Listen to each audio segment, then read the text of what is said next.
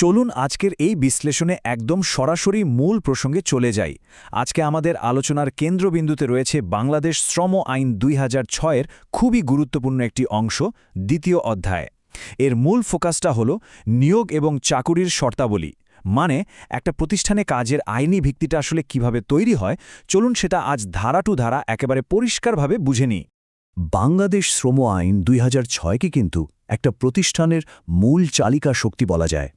একটা ব্যাপার খেয়াল করে দেখুন, চাকরিতে যোগদানের একেবারে প্রথম দিনটি থেকে শুরু করে চূড়ান্ত বিদায়ের দিন পর্যন্ত একজন শ্রমিকের পুরো কর্মজীবনের চক্র এই আইনটি দিয়ে পরিচালিত হয়।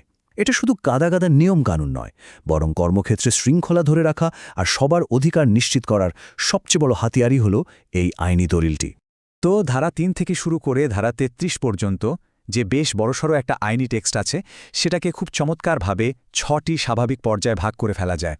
যেমন ধরুন, প্রথমে নিয়োগ, এরপর ছুটি ও বিরতির বিষয়গুলো, তারপর লে অফ ও ক্ষতিপূরণ, চতুর্থটি হল অসাধারণ ও শাস্তি, পঞ্চম ধাপে অবসান ও অবসর, এবং একেবারে শেষে গিয়ে অভিযোগ ও চূড়ান্ত পাওনা। এই কাঠামোটা মাথায় রাখলে পুরো বিষয়টা বুঝতে পারা কিন্তু বেশ সহজ হয়ে যায়। ঠিক আছে, চলুন প্রথম পর্যায় অর্থাৎ নিয়োগ ও শর্তাবলী দিয়ে শুরু করা যাক। দেখি একটা প্রতিষ্ঠানে নিয়োগ দেওয়ার সময় প্রাথমিক আইনি রিকোয়ারমেন্টগুলো কিভাবে কাজ করে। মূলত ধারা ৩ থেকে ধারা ৯ পর্যন্ত এই নিয়োগের একদম বেসিক ভিত্তিগুলো স্থাপন করা হয়েছে। এখানে কিছু খুব ক্লিয়ার কাট শর্ত আছে, যেমন ধরুন ধারা ৪। এই ধারা অনুযায়ী শ্রমিকদের সঠিকভাবে শ্রেণীবিভাগ করতে হবে, কারণ একজন শিক্ষানবিশ আর একজন স্থায়ী শ্রমিকের সুযোগ সুবিধা তো আর এক হবে না, তাই না? এরপর ধারা ৫ নিশ্চিত করছে যে প্রত্যেককে অবশ্যই একটা নিয়োগপত্র এবং ছবিসহ পরিচয়পত্র দিতে হবে। আর হ্যাঁ, ধারা ৯ অনুযায়ী মালিকপক্ষকে একটা শ্রমিক রেজিস্টারও মেনটেন করতে হবে।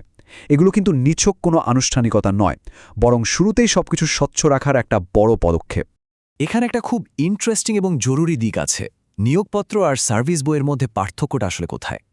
ধারা ৫ অনুযায়ী নিয়োগপত্র দেওয়া হয় একেবারে শুরুতে, সেখানে কাজের প্রাথমিক শর্তগুলো থাকে। কিন্তু ধারা ৬ থেকে ৮ অনুযায়ী যে সার্ভিস বহি বা সার্ভিস বুক রাখার কথা বলা হয়েছে, সেটা হলো একটা কন্টিনিউয়াস প্রসেস। মানে প্রতিষ্ঠানে একজন শ্রমিকের পুরো কর্মজীবনের আদ্যপান্ত ইতিহাস সেখানে লেখা থাকে, এবং এটা আইনত বাধ্যতামূলক। এটা খুবই ক্রুশিয়াল, কারণ সার্ভিস বুক থাকলে দীর্ঘস্থায়ী কাজের অভিজ্ঞতা আর পাওনাগুলো একেবারে সিকিউরড থাকে। যে কোনো আইনি বা পেশাগত ঝামেলা থেকে এটা একটা বড় রক্ষা কবচ। এবার আসি দ্বিতীয় পর্যায়ে। এই ধাপে মূলত ছুটি নেওয়া এবং কোনো কারণে অপ্রত্যাশিতভাবে কাজ বন্ধ থাকার সুনির্দিষ্ট নিয়মগুলো নিয়ে কথা বলা হয়েছে। ধরুন ছুটির প্রয়োজন হলো, তখন কি হবে? ধারা ১০ এখানে খুব সুন্দর আর পরিষ্কার একটা পদ্ধতির কথা বলে দেয়। প্রথমত, অন্তত ১৫ দিন আগে ছুটির জন্য লিখিতভাবে আবেদন করতে হবে। আর মজার ব্যাপার হলো, মালিকপক্ষ ঠিক একইভাবে লিখিতভাবেই ছুটির অনুমোদন বা বাতিলের বিষয়টি জানাতে বাধ্য থাকবেন। এই আইনি কাঠামোটার কারণে ছুটি নেওয়ার ক্ষেত্রে কোনো কনফিউশন থাকে না এবং কাজটাও বেশ স্মুথলি চলে। অন্যদিকে ধারা ১১ খুব চমৎকার একটা ব্যাপার নিশ্চিত করে, অব্যবহৃত ছুটির মজুরি। মানে ছুটি পাওনা ছিল কিন্তু নেওয়া হয়নি, এমন ক্ষেত্রে আর্থিকভাবে ক্ষতিপূরণ পাওয়ার পুরো অধিকার আইনে দেওয়া আছে। আবার ধারা ১২ থেকে ১৫ পর্যন্ত অংশগুলো একটু জটিল পরিস্থিতি নিয়ে ডিল করে। যেমন হঠাৎ আগুন বা মহামারীর মতো কারণে যদি প্রতিষ্ঠান সাময়িকভাবে বন্ধ রাখতে হয়, তখন কি হবে? সবচেয়ে স্বস্তির বিষয় হল ধারা ১৪ একদম ক্লিয়ার করে দেয় যে ওই বন্ধ থাকার সময়ে আইনিভাবে ১ বছর বা ৬ মাসের নিরবিচ্ছিন্ন মেয়াদটা কিভাবে কাউন্ট হবে, যাতে কর্মীর কোনো ভবিষ্যৎ সুবিধা নষ্ট না হয়। চলুন তৃতীয় পর্যায়ে যাওয়া যাক। লে অফ এবং ছাঁটাইয়ের মতো কঠিন আর অনিশ্চিত সময়গুলোতে কর্মীদের আইনি সুরক্ষা দেওয়ার বিষয়গুলো এখানে আলোচনা করা হয়েছে। আইনটি খুব শক্তভাবে এটা নিশ্চিত করে যে মালিকপক্ষ যেন লে অফকৃত শ্রমিকদের যথাযথ ক্ষতিপূরণ দেন। ধারা ১৬ এই অধিকারটা দেয়। এখানে একটু ক্লিয়ার করি, লে অফ মানে হলো সাময়িকভাবে কাজ দিতে না পারা, আর ছাঁটাই বা রিট্রেঞ্চমেন্ট মানে হলো কর্মী স্থায়ীভাবে কমিয়ে ফেলা। ধারা ১৭ অনুযায়ী যারা লে অফ হয়েছেন তাদের জন্য একটা মাস্টার রেজিস্টার রাখতে হবে, আর যদি ছাঁটাই করাটা একদম অপরিহার্য হয়েই পড়ে, তখন ধারা ২০ ও ২১ অনুসারে পরবর্তীতে আবার কর্মী নিয়োগের সময় খুব সুনির্দিষ্ট পদ্ধতি মানতে হবে, যেখানে ওই ছাঁটাইকৃত কর্মীরাই কিন্তু সবার আগে অগ্রাধিকার পাবেন। এবার চলে আসছি চতুর্থ পর্যায়ে। কর্মক্ষেত্রে যদি কোনো অসদাচরণ হয়, তখন কিভাবে সেটা আইনিভাবে সামলানো হবে বা শৃঙ্খলার ব্যবস্থা নেওয়া হবে, সেটাই এখানকার মূল বিষয়।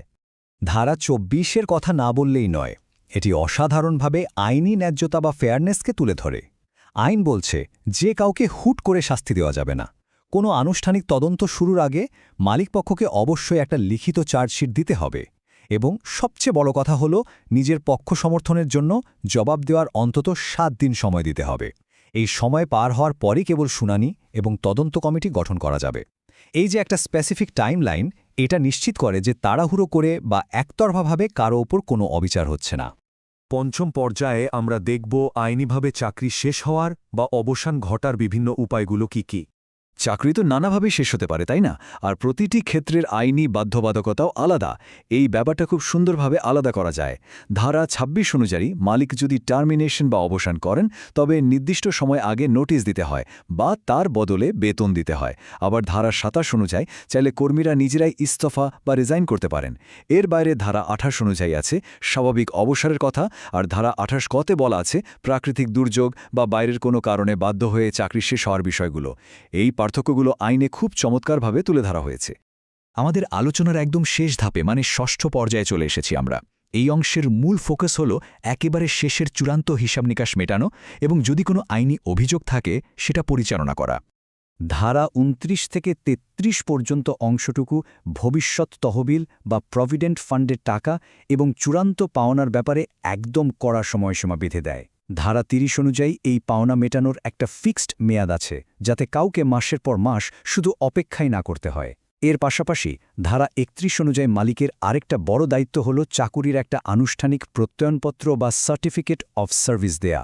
এই ডকুমেন্টটা কিন্তু পরবর্তী কেরিয়ারের জন্য আক্ষরিক অর্থেই একটা বড় সম্পদ, কারণ এটা আগের কাজের একটা অকাট্য আইনি প্রমাণ হিসেবে কাজ করে। তো আলোচনার একদম শেষে এসে একটা বিষয় একটু ভাবা যাক। এই যে নির্দিষ্ট ধারাগুলো আর কর্মজীবনের পুরো আইনি চক্রটার কথা আমরা জানলাম, এগুলো কিভাবে একটা ন্যায্য, স্বচ্ছ এবং সুন্দর কর্মপরিবেশ তৈরিতে ভূমিকা রাখে। বিষয়টা আসলে খুব সিম্পল। আইন জানা মানে তো শুধু রুলস জানা নয়, বরং নিজের অধিকার আর দায়িত্ব সম্পর্কে পুরোপুরি সচেতন হওয়া। এভাবেই তো একটা সুস্থ কর্মক্ষেত্র গড়ে ওঠে। আশা করছি আজকের এই বিশ্লেষণটি পুরো শ্রম আইনের এই গুরুত্বপূর্ণ অংশটি সম্পর্কে একটা পরিষ্কার এবং গোছানো ধারণা দিতে পেরেছে।